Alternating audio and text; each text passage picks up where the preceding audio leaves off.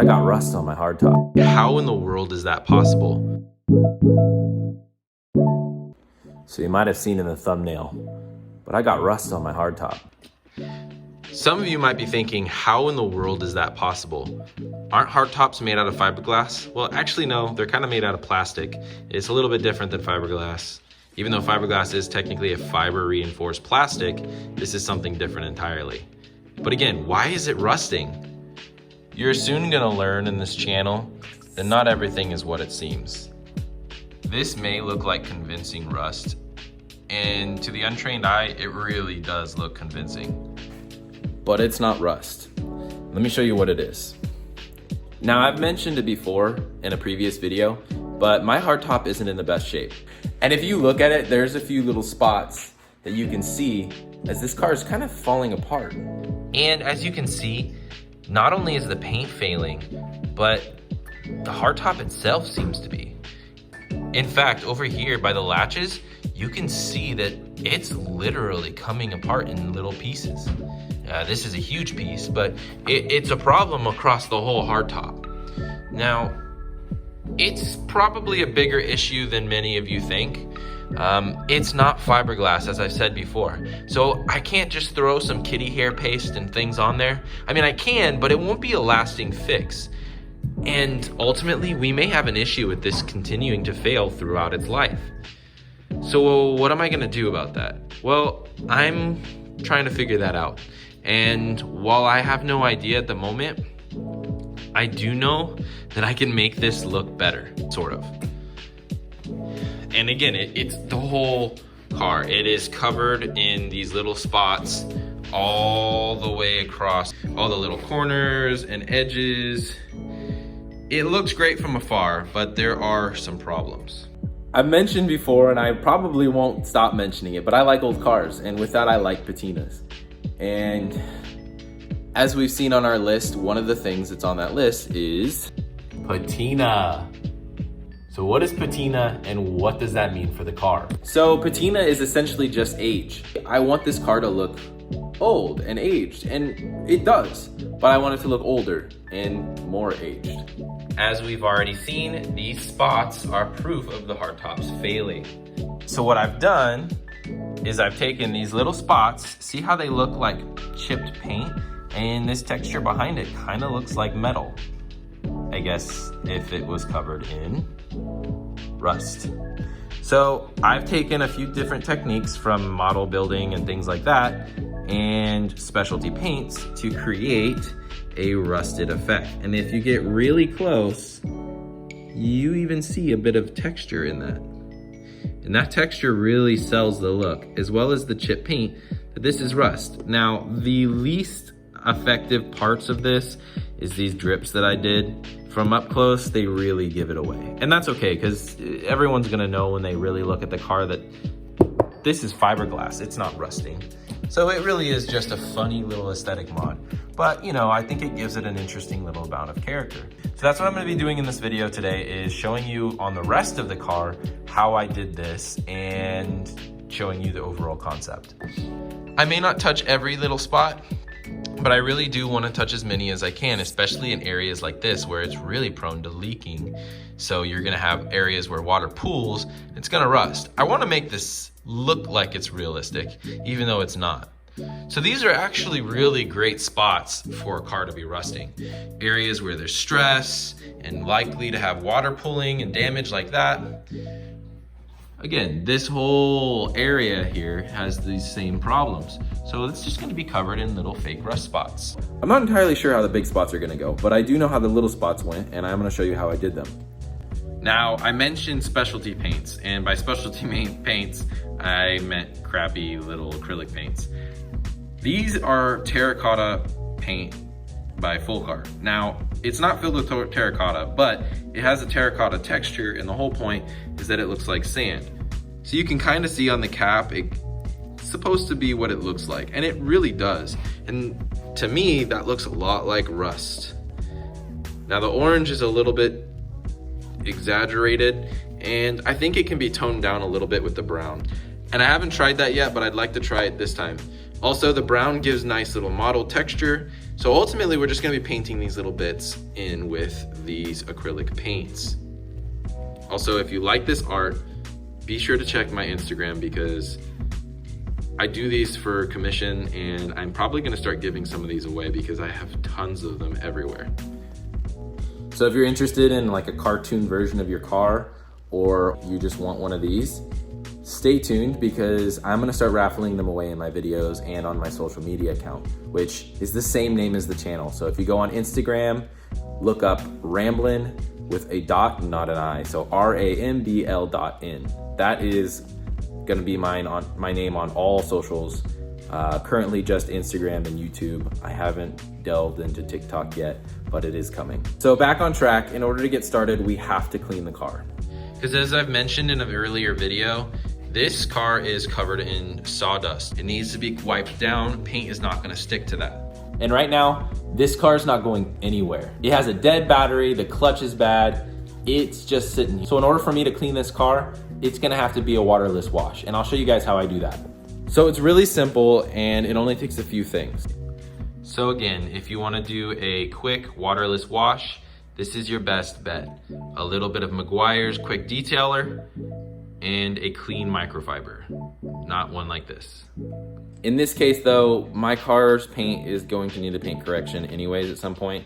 So it doesn't really matter to me that it gets too marred, because you're really not gonna notice it. It's white paint.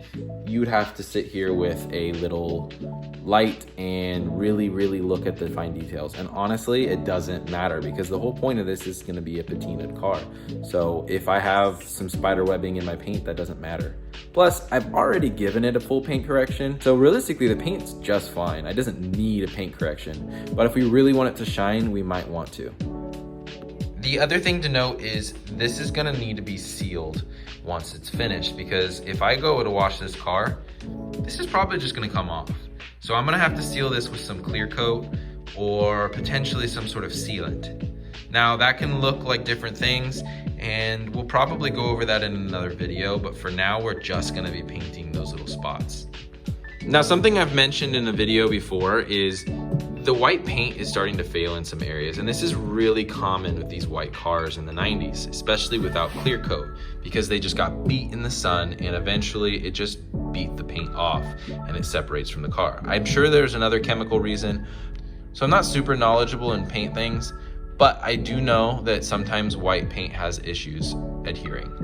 Now, again, these little spots were gray, and I'll show you on the trunk where they have the same issue. So as you can see on the trunk here, there's a few spots where the paint just separated from the car, and it keeps doing that if you're aggressive with it. And someone here had some sort of decal that they decided to take off with a razor blade, leaving a bunch of alien markings all over my car.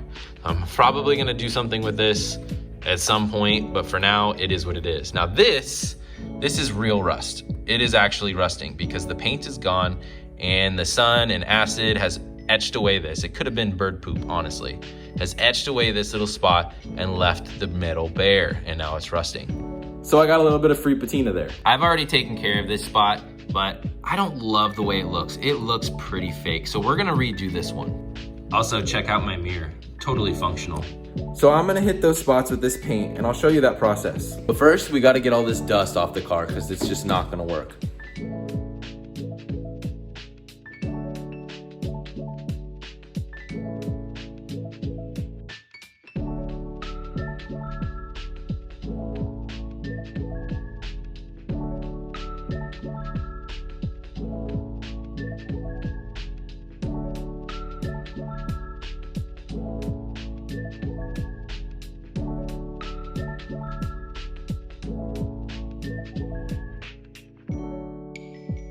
As you can see, it's not really a replacement for a wash, but it does a good job in a pinch. And you saw this car before, it was covered in dust. There's already some issues with the paint, and you're gonna see that when it's washed, but it's looking so much better. And being that it is a single stage paint, you're gonna need to do paint correction or put some sort of sealant on there. Otherwise, it's gonna oxidize over time, even sitting in a garage. We're just gonna be painting in these little spots here, all the way across the outside of this hardtop. Areas like this are gonna be especially difficult because of the nature of how small they are. If you compare them to my finger, they're not super large, and they're honestly gonna take a lot of time and care. And areas like this are gonna be really interesting, but I think we'll figure it out.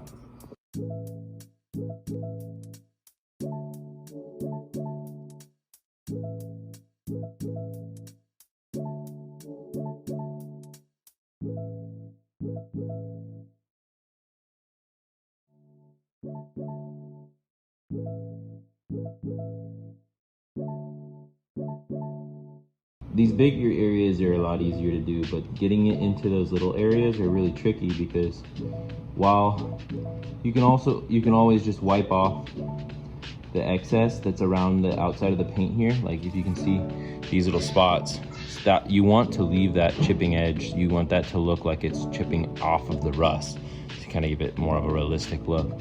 But in these bigger areas, it's not that big of a deal, but you can wipe it down, but you can see that there's a little bit of staining that goes on, and that might be fine over, you know, the long run, because if you look at old cars that have rust issues in general, you're going to see some staining of the rust coming up underneath the paint. We'll see where it goes. Ultimately, we're just going to see what we can get out of this, you know, and it may not look great, but the good news is it's not going to be that big a deal. If it looks awful, it already did. And that's it. That's really it. There's not a whole lot to it. I'm just painting in these gaps. First coat is going to be this reddish brown terracotta color. And then we're going to come in with this nutmeg brown. Again, these are just acrylic paints. I don't know how well they're going to last. We're going to clear coat it when we're done, but it's what I had. So this is going to add a nice mottled brown texture or color that's going to kind of give it a more realistic look and color. And next we're going to go over it with this reddish orange terracotta color that's going to give us that surface rust look, as though it's been on the surface and it's fairly new rust. But that's it really. All right, we've given the red enough time to dry. Next we're going to go in with this brown color, and I'm just using a little bit. I didn't even clean my brush afterwards, because we want that more natural color variation, and in order to get that, we're gonna have to blend a little bit. And I'm literally just gonna dab this on in different spots. I'm not gonna be precise with anything at all, because we want it to look natural, and nature is not precise. And again, anytime you get pieces off on that edge there, you want to kind of wipe that down. That's it. We're just gonna be modeling in this brown here. In different layers. So once this dries, we'll add a little more until we get a nice texture. I think we're gonna take a break here and come back later for a part 2, but I'll show you what I've done so far. All right, so not a whole lot has happened, but I really wanted to get the video out. So all I've really been able to do is touch on some of this orange. I'm gonna be going through this, and don't worry, we'll get it more realistic looking. Right now it looks very artificial, but we'll definitely be able to get it into this level of realism. And remember what I said before, there's definitely some staining. I might be able to pull that out with a little bit of compound. But yeah, so that's kind of the gist of where we're gonna be at today. I really just wanted to get this video out. So we're gonna come back for a part 2 when I finish it up, and you get to see the rest of the car done. I really wanted to stay consistent with a weekly video, so we're gonna take a break here and start back up next week. I also want you guys to understand that these videos are not gonna be chronological. I'm not gonna be working on stuff in order sometimes.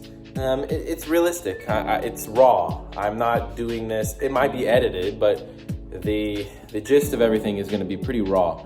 I don't have the ability to do a bunch of things at once, and I don't have the ability to stay on task as we've already covered. So I'm probably gonna be all over the place. So yeah, just do what you want, and at the end of the day, it is fixable, no matter what you do. Even if you cut off a bumper, cut off a fender, you're gonna be able to weld on a new panel and try on a new bumper. It's not the end of the world. So yeah, this is the end of the video, guys. Check back another week and I will get this rusty hardtop back on track. But for now, we are at where we're at. See you guys next week.